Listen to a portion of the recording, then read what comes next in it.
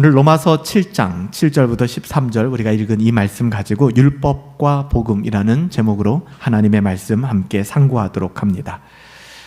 우리가 오늘 주목하려고 하는 부분은 기독교 신앙이라고 하는 것이 보여지는 그 어떠한 것이 아니라 우리의 마음의 문제라는 거예요. 저도 여러분들의 어떠함을 여러분들의 태도나 행동으로밖에는 모르지만 오늘 신앙의 본질을 뭐라고 얘기하냐면 그 보여지는 모습도 굉장히 중요하지만 그 마음의 문제라고 이야기합니다.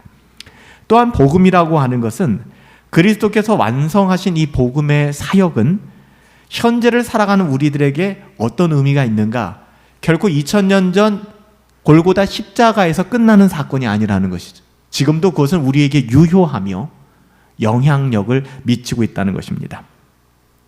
복음이라고 하는 것은요, 예수님께서 우리의 죄를 대신 담당하시고 죄의 모든 형벌을 받아 십자가에서 죽으셨다는 것에서부터 시작됩니다. 그러나 복음은 단지 그리스도께서 우리가 받아야 될 죄의 형벌, 죄의 대가는 사망이니까 죄의 형벌만을 제거하셨다라는 것으로 축소될 수 없어요. 이게 무슨 말이냐면 나 예수 믿어서 죽어서 천국 갈래 라는 정도로 생각해서는 안 된다는 것입니다. 그러니까 우리가 받아야 될 죄의 형벌을 예수 그리스도께서 다 치루셨다. 모든 것을 다 제거하셨다. 여기서 끝나면 안 된다는 것입니다. 여기서 축소되면 안 된다는 거예요. 이것은 과거의 십자가에서 일어난 사건일 뿐만 아니라 후에 믿는 우리가 하나님 앞에 서게 될 때 죄 없다고 판단을 받게 될 근거이기도 하고요. 죄 많은 이 세상을 어떻게 살아갈 수 있지에 대한 답도 이 안에 들어 있습니다. 그렇다면 복음이 천국에 들어가기까지 혼란스럽고 죄로 망가진 이 세상을 살아가는 우리들에게 어떤 힘을 주는 것일까요? 그러니까 복음이라고 하는 것이 우리의 삶에 절대 영향력이 있어야 하는데 그 영향력이 1도 없다는 것이죠. 그러니까 복음이라고 하는 것이 그냥 교회에서 듣는 메시지 정도로만 남을 뿐이지 신자의 삶 속에서 전혀 영향력이 없는 거예요. 제가 복음 중심의 삶을 설교 시작하면서 이 부분은 제일 먼저 말씀드렸죠. 복음이 우리 가운데 능력이 되는 것이 아니라 1도 없어요. 영향력이. 왜 그럴까? 복음을 알지 못하기 때문에 그렇습니다. 이런 문제에 대한 설명과 관련해서 적지 않은 이단들이 출몰했고요.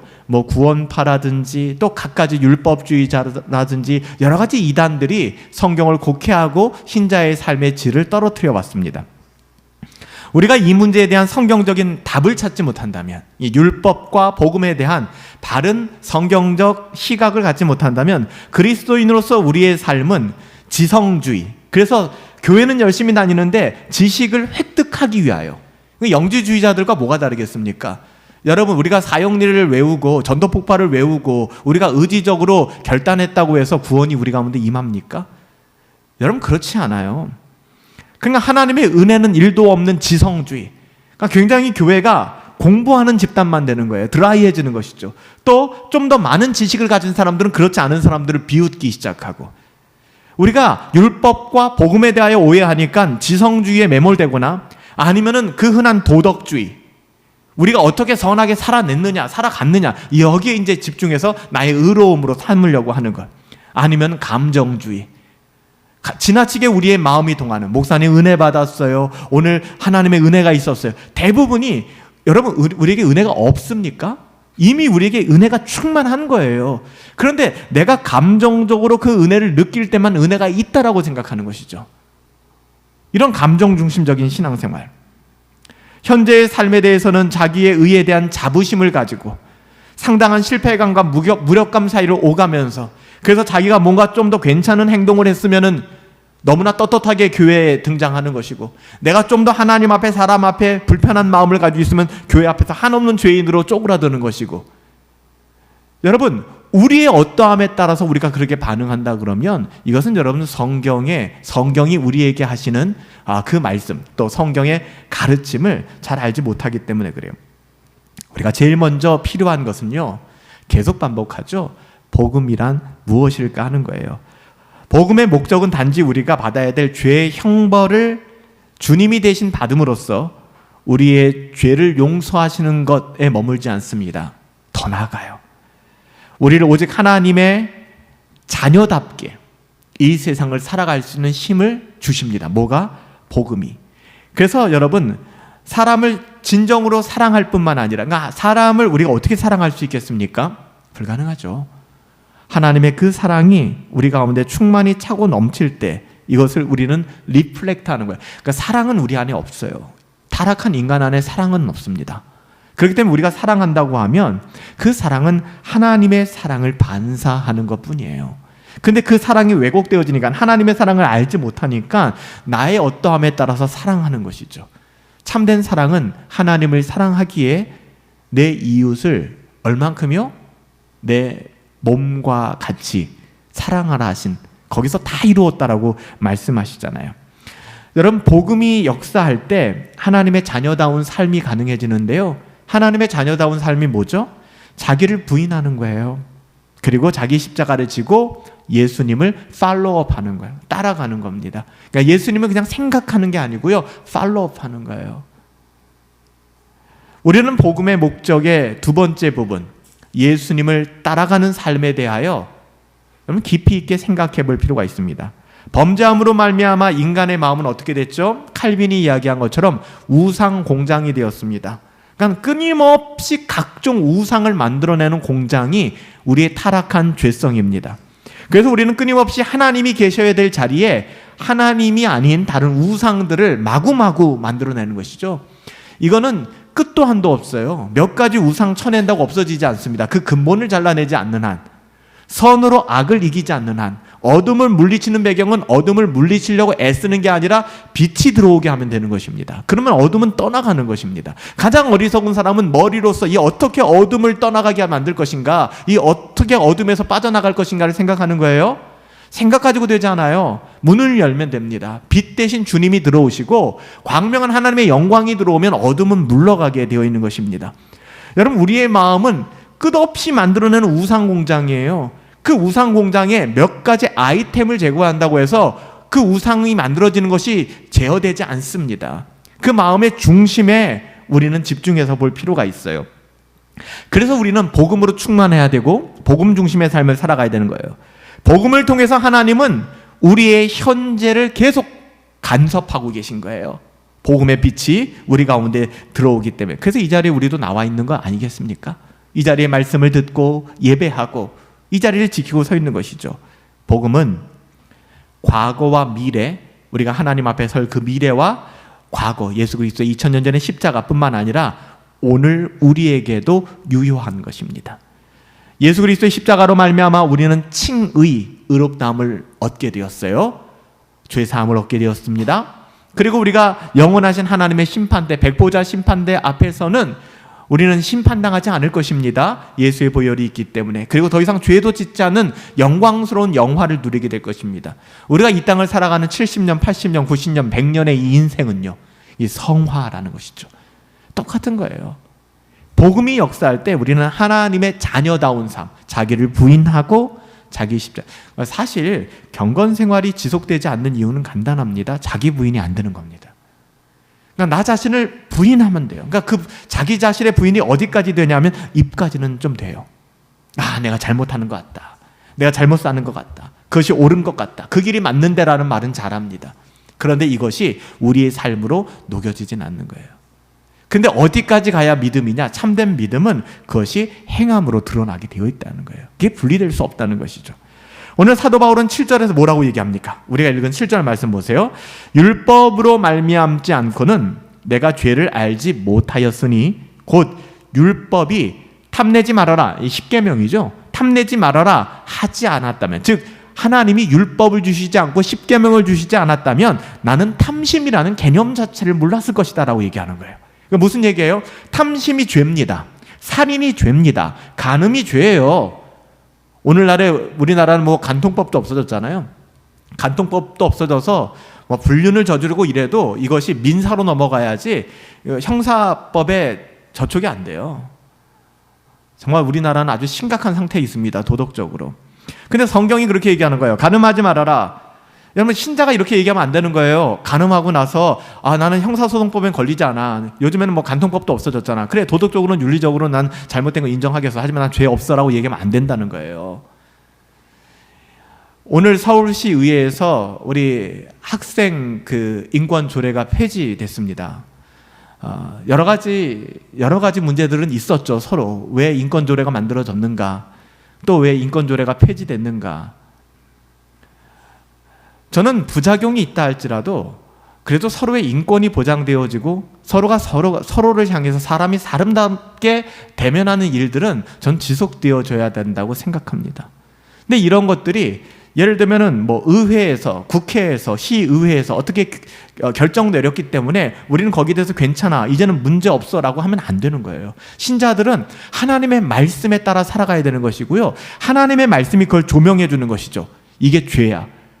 만약에 성경이 탐심은 죄다라고 얘기하지 않았다면 사도 바울이 뭐라고 얘기해요? 나는 탐심이 죄인 것도 알지 못했을 것이다. 그러면 탐심이 죄라고 하나님이 말씀하시지 않았더라면 탐심이 죄가 아닐까요? 아니에요. 탐심은 죄입니다.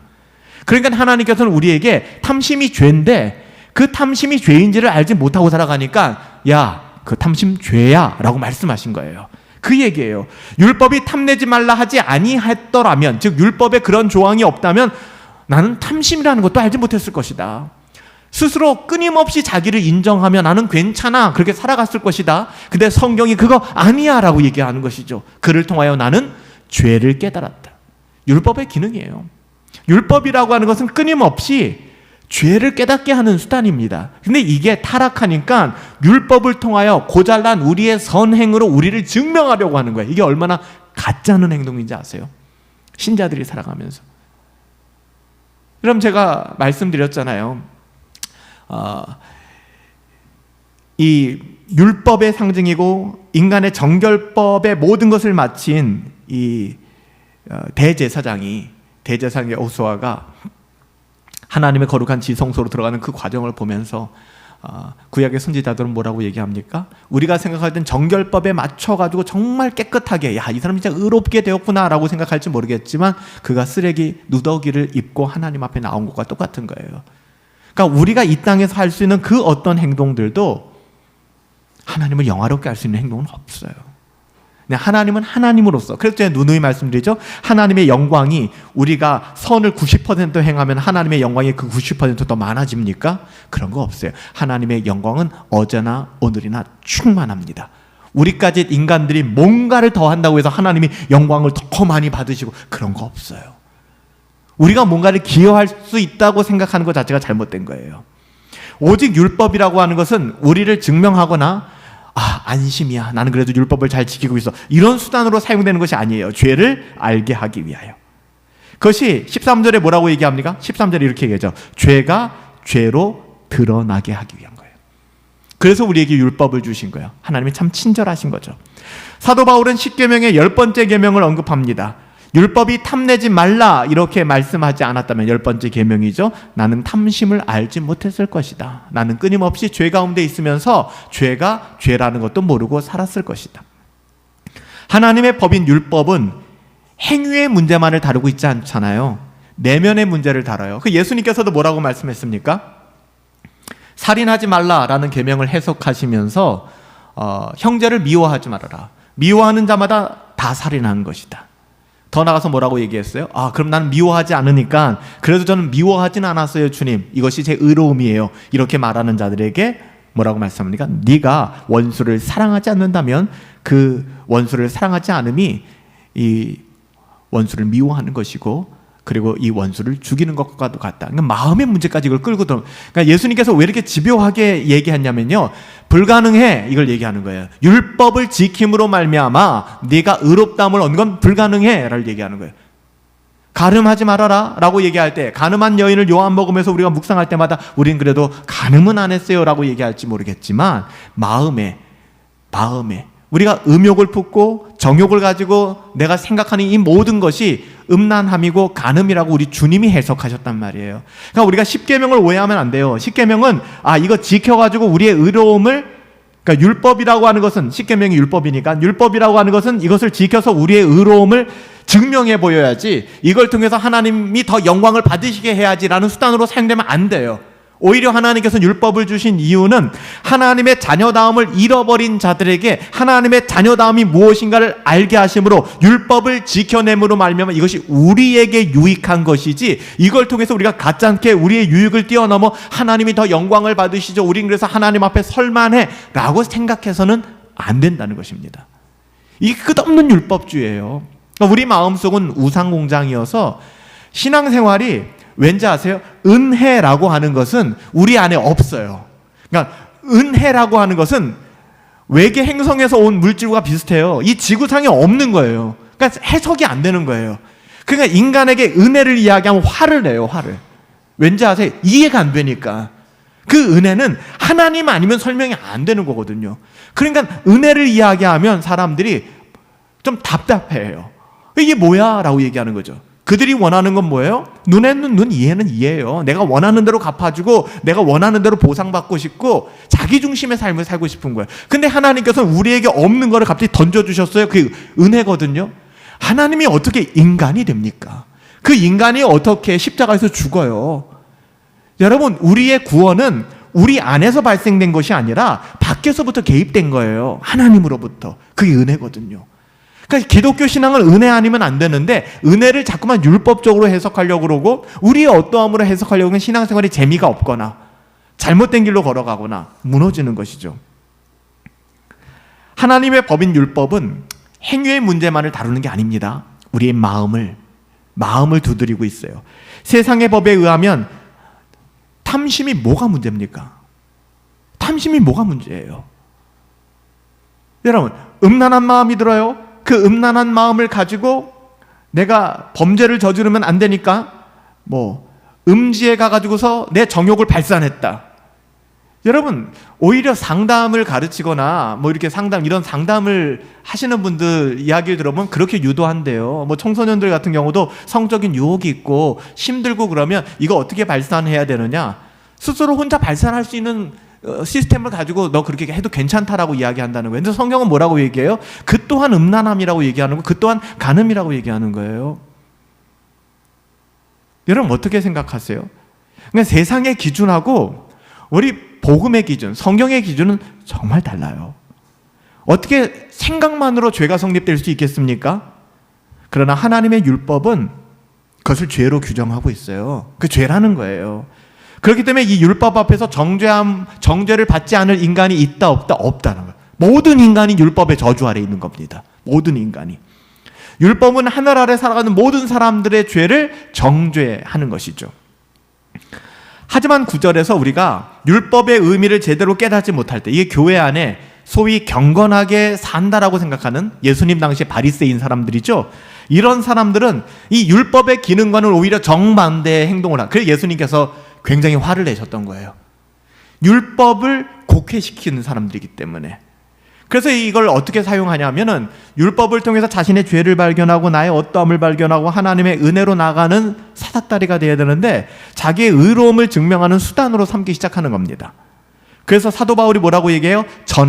예전에 복음을 알지 못했을 때, 예전에 율법을 깨닫지 못했을 때는 이라고 얘기해요. 그러니까 사도 바울도 율법을 깨닫지 못했을 때는 구약 성경에 통달했던 사람입니다. 유대인 중에 유대인이었고요, 로마 시민권자였고요, 철학적으로도 탁월한 사람이었습니다. 근데 그 안에 생명이 없었어요. 율법을 깨닫지 못했을 때는. 그래서 우리는 지금 율법을 깨닫기 위하여 복음이 무엇인지를 알아가고, 그래서 율법과 복음이라는 주제를 다루는 거예요. 그러니까 율법을 깨닫지 못하니까 율법의 진정한 의미, 하나님이 왜 율법을 주셨지?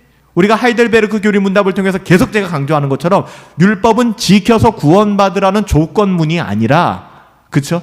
율법은 다 조건으로 되어 있어요. if then 내가 이렇게 하면 이럴 거야, 이렇게 하면 이렇게 할 거야. 그렇기 때문에 이렇게 해서 구원받을 거야는 아니란 얘기예요.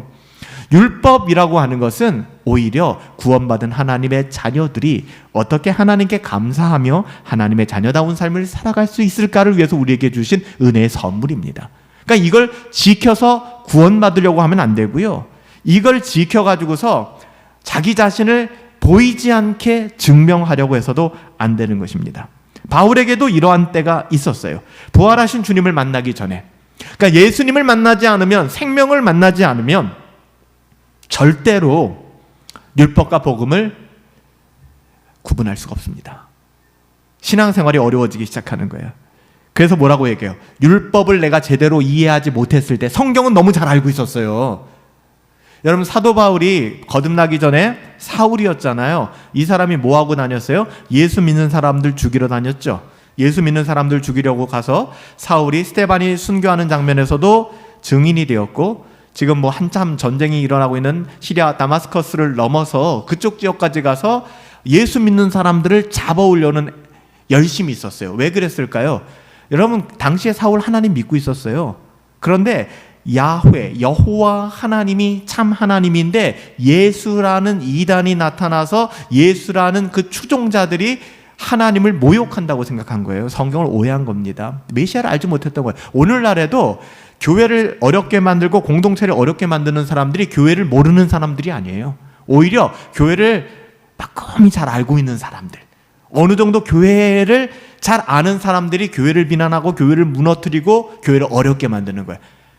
차라리 교회를 잘 모르면 교회를 어렵게 만들지 않아요. 그래서 사도 바울도 거듭나기 전에 내가 그랬다. 전에 율법을 알지 못했을 때는 그렇게 살았다. 그래서 내가 그렇게 살았더니 라고 표현하는 거예요. 내가 그렇게 어렵게 살았더니. 율법을 통해서 죄가 죄로 드러나지 않게 됐을 때 어떤 일이 벌어졌어요? 그는 예수 믿는 사람들 죽이러 다니고 교회를 회파하러 다니고 자기는 율법의 기준을 만족시키면서 살아가고 있다라고 생각했어요. 사울은 의로움이죠. 그러니까 증인이 되었죠. 어떤 증인이 되었어요? 스데반을 죽이는 자리에 증인이 되었던 것이죠. 자기 의로움입니다. 이것은 당시 예수님 당시에 수많은 바리새인들이 가지고 있었던 생각이고요. 예수님은 이것을 신랄하게 꼬집으셨어요. 근데 중요한 건 이 문제가 오늘날에도 일어난다는 것입니다. 우리들의 신앙이 끝없이 번뇌하고 끝없이 우리가 회개하지 않으면 율법주의로 흘러가게 돼요. 우리 안에 동일한 일이 일어나거든요. 기독교 신앙을 우리의 영혼의 문제, 마음의 문제가 아닌 밖으로 보이는 행위 종교로 타락시키는 것입니다. 많은 신자들이 의롭다함을 얻는 것은 믿음을 통해서 얻는 거잖아요. 성화는 자신의 선행으로 된다라고 생각하시는 분들이 의외로 많아요. 여러분, 우리의 선행이 절대로 우리의 구원의 조건이 되지 않습니다. 반대로 오늘 성경에서도 이야기한, 로마서에서도 이야기하는 것처럼 반대로, 아 그래요? 그러면 막 살아도 되겠군요 라는 사람들은 구원받지 못한 사람임을 증명하는 겁니다. 어렵지 않아요. 우리는 늘 그 중간에 복음이 이야기하는 그 메시지를 들으면서 우리를 점검해야 되는 거예요. 여러분, 칭의와 성화를 분리시켜서도 안 되고요. 만약 칭의와 성화를 분리시키면 어떻게 돼요? 우리는 예수님으로 구원받았기 때문에 오늘날의 나의 삶은 어때도 상관없어까지 나가게 되는 것이죠. 이게 구원파잖아요. 우리는 복음이 무엇을 이야기하는가? 죄가 더한 것에 은혜가 더하죠. 왜 그래요? 내가 죄를 50개 저질렀어요. 그러면 하나님의 은혜가 50개 임하여 나의 50개의 죄가 없어지는 거거든요. 근데 내가 죄를 100개를 지었어요. 그럼 그 100개의 죄에 하나님의 은혜가 100개가 개입하여서 100개의 죄가 사라지게 되는 거예요. 그걸 뭐라고 얘기해요? 죄가 더한 곳에 은혜가 더한다라고 얘기하는 거예요. 그러니까 이 말을 오해해서 사람들이 어떻게 얘기해? 아 그래? 그러면 내가 어떤 죄를 지어도 상관없구나. 내가 1000개의 죄를 지어도 하나님의 1000개의 은혜가 임하겠구나. 맞는 얘기예요. 근데 뭐가 문제인가? 죄를 더 하게 하려고. 그러니까 하나님의, 내가 더 많은 죄를 지으면 하나님의 은혜가 더 많이 역사하는 거 아니야 라는 말을 거듭난 신자는 할 수 없다라고 얘기하는 거예요. 왜 그래요? 이게 자꾸만 생각으로만 접근해서 그래요. 여러분, 그 죄의 문제를 해결하기 위해서 하나님의 이론이나 하나님의 생각이 역사한 게 아니라 예수님이 십자가에서 죽으셨어요. 예수님의 십자가의 의미가 무엇인 줄 안다면 그 은혜와 사랑이 나에게 무엇인 줄 안다면, 정말 내가 엄청난 빚을 지고 사채빚까지 져서 이제 내 인생 나락으로 갔구나, 한강에 갔는데 누군가가 나에게, 아무 연고 없는 사람이 나에게 어마어마한 지원을 해줘서 내가 그 사채빚에서, 수렁에서 벗어날 수 있게 해줬어요. 그래도 여러분, 그 사람에게 정말 감사한 마음을 표하고 그 사람에게 정말 우리의 태도가 바뀌지 않겠습니까? 왜? 이게 실제니까. 실제. 예수님의 십자가가 나의 삶의 실제가 되지 않으니까, 이론이 돼버리니까 이런 얘기를 하는 거예요. 이런 거랑 똑같은 것이죠. 배은망덕한 것이죠. 내가 한 10억 사채빚을 졌는데 그 사람이 모든 것을 다 해결해 줬어요. 그럼 내 삶이 좀 바뀌어야 되지 않습니까? 그럼에도 불구하고 또 대출받고 또 빚을 내서 주식을 하고 코인을 하고 카지노를 들락거리면서 100억의 빚을 만들어냈어요. 그러면서 얘기하는 것이죠. 내 10억을 해결해 준 그 사람이 또 100억도 해결해 줄 거야. 그분이 와서 100억도 해결해 줬어요. 그럼 1000억도, 조도. 여러분, 이 사람이 정말 은혜를 아는 사람일까요? 그럼 불가능하다는 것입니다. 성경은 지금 그 이야기를 계속해서 하고 있는 거예요. 여러분, 한번 생각해 보세요. 기도와 말씀이라는 은혜의 수단을 통해서 하나님의 은혜를 더 많이 받으면 거기서 어떻게 우리의 자아가 살아나서 죄를 지려고 하고, 그러니까 율법이라는 것 속에서 내 자아가 죽을 수밖에 없는 거예요. 오라, 나는 공고한 사람이구나. 이 사망의 몸뚱아리 안에서 누가 나를 좀 끄집어냈으면 좋겠다. 끊임없이 씨름할 수밖에 없는 것이죠. 그런데 율법주의는 반대예요. 율법이라는 걸 통해서 이걸 이렇게 접근하는 것이 아니라, 율법이라는 걸 통해서 나는 좀 괜찮은 사람이야. 나는 그래도 단 한 번도 그런 길을 걸어간 적이 없어. 나는 이렇게 살아가고 있어. 여러분, 그 우리에게 유익한 일이에요. 그렇지만 그 유익이 누군가에게 보여지기 위한 유익이라면 나중엔 불편해지기 시작할 거예요. 왜? 나는 이렇게 하는데 너는 그렇게 하지 않아가 나오니까요. 이것이 진짜 좋다 그러면 비교하지 않아요. 그냥 내가 그걸 누리고 사는 것이죠. 하나님과의 사귐이 너무 좋은 것이지, 다른 사람이 하나님과 사귀지 않는 것 때문에 내가 불편해지지 않아요. 오히려 민망한 마음과 안타까운 마음이 생기는 것이죠. 여러분, 죄라고 하는 것은요, 기만성을 가지고 있는데요, 이 어리석은 자신의 모습을 볼 수 없게 만드는 것이 죄의 기만성입니다. 8절 보세요. 8절에 이렇게 얘기합니다. 그러나 죄가 기회를 타서 계명으로 말미암아, 율법입니다. 그러니까 죄가 자꾸 기회를 탄대요. 기회를 보는 겁니다. 죄가 기회를 타서 뭐를 이용해요? 율법을 이용해 먹는 겁니다. 율법으로 말미암아 내 속에 온갖 탐심을 이루었다는 겁니다. 그러니까 죄가 기회를 타서 계명으로 말미암아라는 말은 죄가 계명, 율법을 지렛대로 이용했다는 거예요. 그러니까 하나님이 주신 율법의 용도를 마귀 사탄은 죄를 통하여 우리에게 끊임없이 탐심을 요구하고 자기 증명의 수단으로 사용하게 만들었다는 겁니다. 사도 바울이 그 부분을 드러내는 거예요. 여러분, 지렛대로 들면은 잘 들리잖아요. 그러니까 우리의 탐심이라는 것은 우리가 율법을 통하여 탐심이 죄구나 라고 생각하고 그것을 멀리하고 우리의 마음의 우상공장을 하나님 앞에서 하나님 주인 삼음으로 말미암아 이걸 해결해야 되는데, 그렇지 못하고 끊임없이 세상의 우상들과 세상의 탐심으로 말미암아 자기를 유린하며 살아가게 된다는 거예요. 그러니까 지렛대처럼 이용해 먹는 것이죠. 죄가 율법을 지렛대로 이용하여 자기의 의를 드러내며 자기를 증명하려고 하는 겁니다. 온갖 탐심이라고 얘기하잖아요. 정말 온갖 탐심들, 생각할 수 있는 모든 종류의 탐심을 지금 사도 바울은 소환해서 얘기하는 겁니다.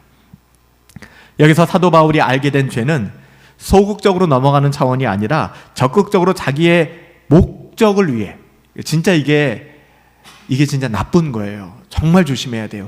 자신의 목적을 위해 율법조차도 이용하기 시작하는 거예요. 그러니까 교회를 다니긴 다니는데 교회를 다니는 목적이 하나님과는 아무 상관이 없어요. 나의 어떠함 때문이라는 거예요. 내가 하나님의 뜻대로 살아가는 것도 하나님을 의식함이 별로 없어요. 나의 어떠함 때문이라는 것이죠. 그래서 자기 속에 온갖 탐심, 그러니까 종교적인 겸손도 이 탐심 안에 들어가는 것, 위선이죠, 위선. 여러분, 이를 예로 율법을 지킨다는 명목하에 우리는 온갖 경건한 모습들을 행함으로써 경건한 사람이라는 말을 듣고 싶어요. 아, 그래도 저 사람은 달라라는 이야기를 듣고 싶어요. 자기의 스펙에 이걸 좀 끼워 넣고 싶은 거예요. 나는 그래도 율법을 잘 아는 성도야. 율법을 잘 지키며 살아가. 나는 그래도 성경 잘 읽고 있고 새벽 경건에 잘하고 있고 심지어는 금요 예배도 나오고 있어. 나는 그래도 예배에 빠지고 있지 않아. 이게 자기 의로움이 되기 시작하는 이게 문제가 있거든요. 죄의 기만성은 이게 죄의 기만성이에요. 이런 식으로 율법을 이용해서 탐심을 이뤄내는 우리가 신앙생활을 하면서 종교적인 어떤 그런 높아지기를 원하는, 신앙적으로 인정받기를 원하는, 또 겸손을 가장한 교만이죠. 이거를 잘 분별해야 되지 못해요. 탐심이에요. 가장 많이 노출되어 있는 건 목회자가 목회를 하면서 이런 탐심의 문제가 교회를 좀 키우고 교회가 좀 이렇게 막 성장하고 굉장히 영적으로 보이고 경건하게 보이잖아요. 그것만으로는 근데 해석이 안 되는 거예요. 그 안에 탐심이 들어갔을 수도 있어요. 탐심의 열매는 결코 하나님이 기뻐하시는 것이 아닙니다. 죄의 기만성은 끊임없이 성도를 속이고 목회자들을 속이는 것이죠. 9절 하반부에 말하는 것처럼 율법을 통하여 죄가 죄로 드러나게 되면 그때 시퍼렇게 살아있던 나의 자아가 죽어야 되는데 오히려 죄가 율법을 지렛대로 이용해서 나를 탐심의 도가니로 만들어 놓는 거예요. 진짜 심각하거든요. 그리고 자신이 하나님의 영광의 기준에 이르지 못하는 죄인이라는 것을 율법을 통해서 우리는 깨닫게 되는데, 근데 어떻게 이 율법을 가지고 우리가 나의 자랑거리로 삼으며 나를 치장하는 하나의 아이템으로 쓸 수 있겠습니까? 안 되는 것이죠. 정말 율법의 의미를 깨닫게 된다면 자기 영혼에 대해 진정한 고민을 갖기 시작합니다. 제가 이번 한 주간 지내면서 목회자 수련회 기간에 그런 생각을 좀 했어요. 사람은 좀 혼자 있는 시간이 절대적으로 필요하구나. 혼자 있을 뿐만 아니라 자신의 삶을 수많은 분주함에서 좀 벗어나 좀 객관적으로 볼 수 있는 시간이 반드시 필요하구나. 이거 없으면 안 돼요. 그래서 요즘에 예수 믿지 않는 사람들도 우리가 하는 큐티 비슷한 것들을 다 하지 않습니까? 하는 사람들이 있지 않습니까? 좋은 생각 뭐 이런 거 책을 가지고 아니면 명상의 시간. 근데 우리는 알잖아요. 진리를 아니까 우리 자신을 그렇게 객관적으로 바라보고 좀 아무도 아닌 하나님과 내 영혼을 독대하는 그런 시간들을 갖기 위해서 새벽 경건회도 하는 것이고 예배도 드리는 거예요. 근데 우리가 예배나 새벽 경건회를 통해서 이 또한 하나의 일이 된다면 내가 이것을 완수해야 되고 완수함으로 말미암아 나를 보는 많은 사람들의 눈앞에 내가 드러나는, 여러분 이렇게 된다면 정말 그건 불행한 거거든요. 또 반대로 그런 게 불행한 거야? 그래서 나 안 해. 그럼 더 불행한 거죠. 그러니까 이게 끊임없이 우리의 영혼을 깨우지 않으면 우리의 영혼이 바른 길로 갈 수가 없어요. 진짜 우리가 율법을 깨닫게 되면 9절에 말하는 것처럼 죄는 살아나고 나는 죽게 되는 겁니다. 그리고 13절에 말하는 것, 바로 이 순간을 말하는 것이죠. 그런즉 선한 것이 내게 사망이 되었느냐? 그럴 수 없다. 그러니까 율법으로 말미암아 내 인생이 망하게 되었느냐? 그럴 수 없다. 오직 죄가 죄로 드러나기 위하여 선한 그것으로 말미암아 나를 죽게 만들었으니 이는 계명으로 말미암아 죄로 심히 죄되게 함이라. 그러니까 율법으로 말미암아 우리는 죄를 깨닫고 어디로 돌아가야 돼요? 하나님의 은혜로 돌아가야 되는 거예요. 끝없이. 율법은 자신의 정체성에 대한 바른 자각이 일어날 때 우리 안에서 능력이 되는 겁니다. 나는 누구인가? 복음은 피할 수 없는 하나님의 진노를 예수님께서 다 감당하셨을 뿐만 아니라 예수님께서 율법의 모든 요구를 다 담당하시는으로 말미암아 우리를 의롭다고 여김을 받게 만들었다라고 이야기를 하고 있습니다. 의로우신 주님께서 의로움이 필요해서가 아니라 우리가 얻을 수 없는 의로움을 믿는 우리에게 주시기 위해서 그렇게 율법의 요구를 다 드러내신 겁니다. 완수하신 것입니다. 그래서 우리가 예수님의 십자가 때문에 죄 없다함을 얻을 수 있는 것이고 예수님이 율법의 모든 요구를 감당하시고 이 땅을 사셨기 때문에 하나님 앞에서 의롭다고 율법을 온전히 지켰다고, 우리는 지킨 것 없지만 예수님께서 그것을 감당하셨기 때문에 그래서 우리가 하나님 앞에 설 수 있는 거예요. 여러분, 그래요. 율법이 우리에게 죄를 드러나게 함으로써 우리가 절망했다면, 복음은 허물과 죄로 죽은 우리의 영혼을 살아나게 합니다. 저는 우리 분당 허브교회가 첫 번째 스텝, 율법을 바르게 알았으면 좋겠어요. 우리가 율법을 바르게 안다 그러면 겸손해질 것입니다. 겸비해질 겁니다. 여기서 머물면 안 되죠. 복음을 알고 이 복음을 말미암아 하나님의 은혜가 무엇인지, 절망을 희망으로 바꾸어 주시는구나, 슬픔을 기쁨으로 바꾸어 주시나, 이걸 글로써 읽는 것이 아니라 내 삶의 자리에서 더할 나위 없는, 그리고 우리 안에 있는 하나님을 향한 깊은 증오와 분노, 말할 수 없는 사랑으로 바꾸어 주심을 우리는 깨닫게. 그래서 거듭날 때 일어나는 기적이 뭡니까? 새 마음과 새 영을 주시는 거예요. 우리를 어떻게 보면 개선하는 것이 아니라, 그러니까 만들어주는 것이 아니라 다시 새롭게 태어나게 하시는 것이죠. 그래서 그리스도 안에서 우리는 복음 안에서 새로운 피조물이다 라고 얘기하는 거예요. 신자는 절대 율법 없이 살아도 된다는 생각하지 않습니다. 그래서 율법 폐기론자 되지 않아요. 율법의 의미를 알기 때문에. 그래서 사도 바울이 로마서 6장 1절에서 이렇게 얘기해요. 아까 제가 인용했던 구절이죠. 그런즉 우리가 무슨 말을 하리요? 은혜를 더하겠다고 너희가 죄를 더 짓겠느냐?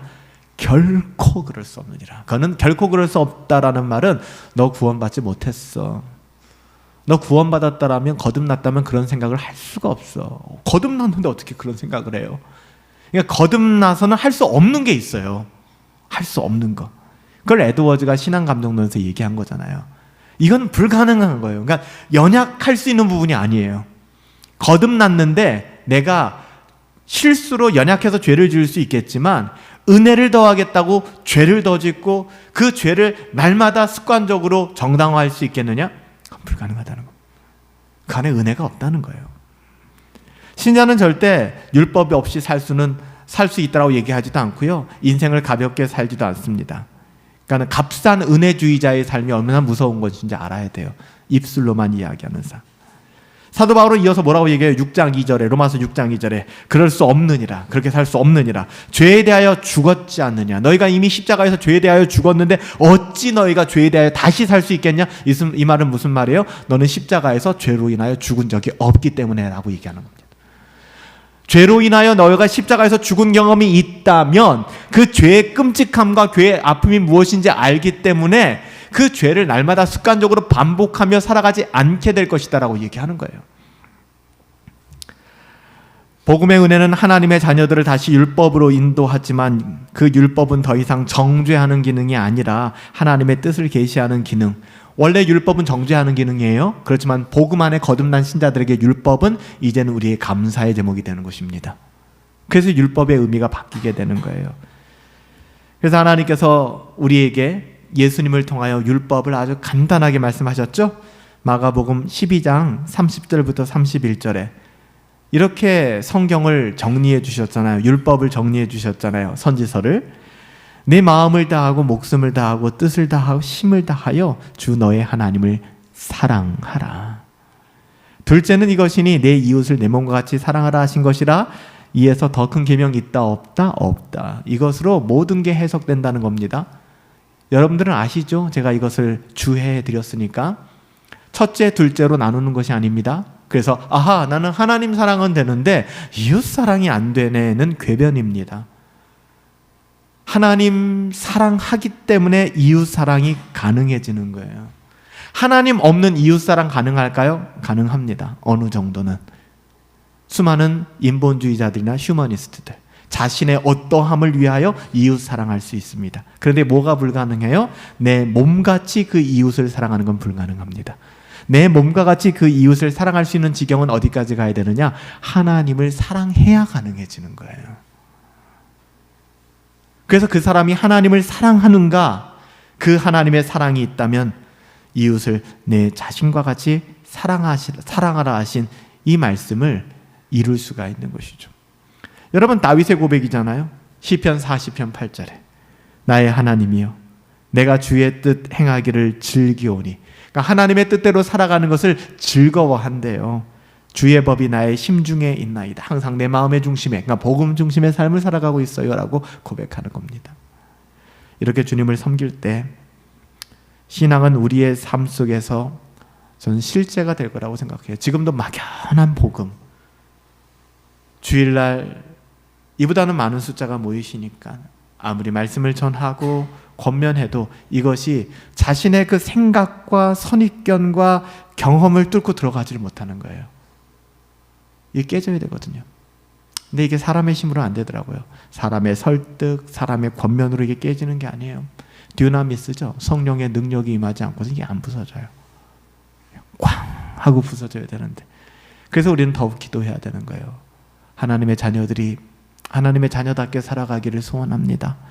이들이 하고 있는 일이 어떤 일인지, 이들의 삶의 궤적이 어떤 것인지, 이들의 몸자리가 혹시 예배하는 자리가 아니라 세상을 예배하는 자리에 있지는 않은지 하나님 긍휼히 여겨주세요 라고 기도하며 우리는 하나님과의 사귐을 누리며 그렇게 살아가야 되는 것이죠. 율법이 무엇인지, 은혜가 무엇인지 우리가 티포즈로 한 10번 정도의 강의를 통해서 정리했던 내용 우리가 한꺼번에 어떻게 다 정리하겠습니까만은 좀 간단하게라도 율법의 기능이 무엇인지, 지금 우리에게는 율법이 어떤 의미가 있는지, 복음이란 무엇인지, 율법을 알지 못하면 우리 가운데 어떤 오해가 생기는지, 복음을 누리지 못하면 우리의 신앙이 어떻게 어그러지는지, 여러분들 성령께서 은혜 주셔서 우리가 율법과 복음의 의미를 깨닫고 하나님의 자녀답게 살아갈 수 있게 되기를 예수님의 이름으로 축복합니다.